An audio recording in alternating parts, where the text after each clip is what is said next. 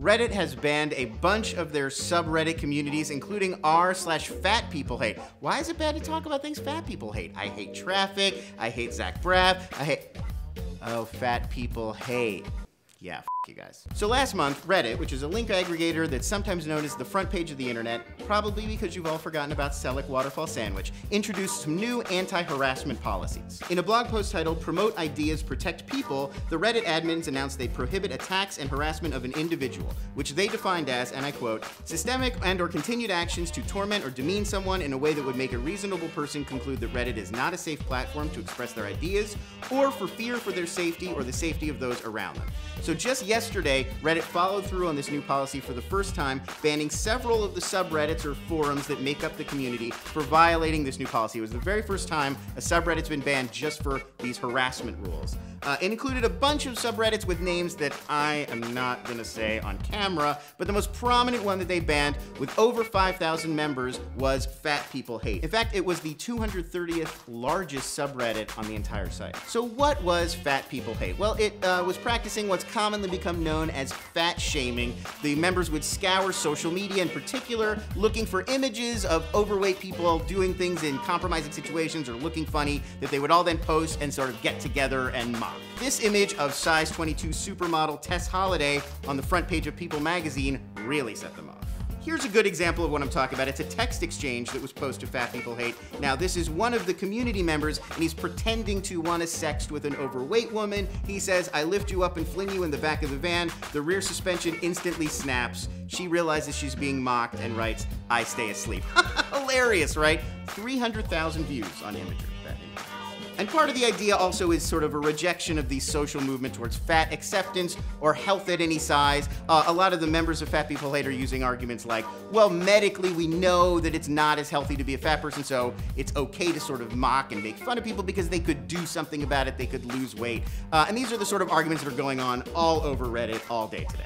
And I think regardless of the way you feel about any of those individual points, it's clear that this community was going way beyond the boundaries of like acceptable, reasonable, free speech and ideas. They were not helping move this conversation forward so much as it was cruel, sometimes even sadistic bullying.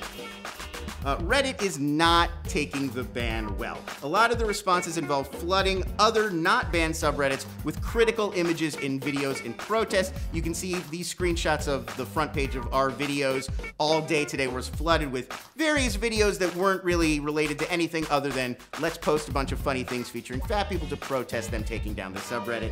Interim CEO Ellen Powell of Reddit, who championed this new anti-harassment policy, was particularly the target of a lot of the bullying and sort of mean messaging today.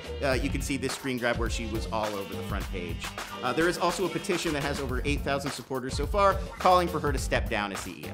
So obviously people feel passionate on both sides, but a lot of the responses have actually been pretty measured. Frequent Fat People Hate target Boogie2988 was actually divided in his reaction to the ban. To see this happen is surprising to me. Because I would always rather have freedom of expression and freedom of speech. I would rather we have the ability to discuss unpopular things.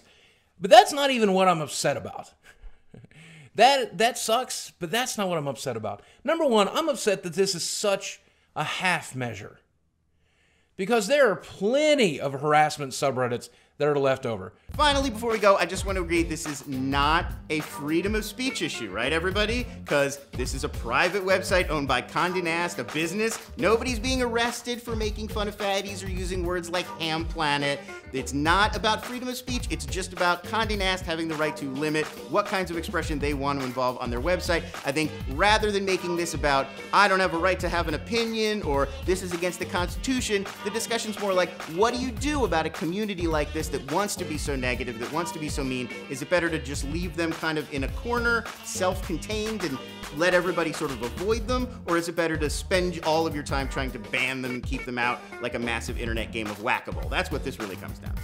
But we want to know what you think. Was Reddit right to ban these communities, including Fat People Hate, or should they have just let them alone to express themselves however they see fit, and if people don't like it, they can go elsewhere? Let us know in the comments below. Like and share this video, and remember to subscribe to What's Trending. We'll see you next time.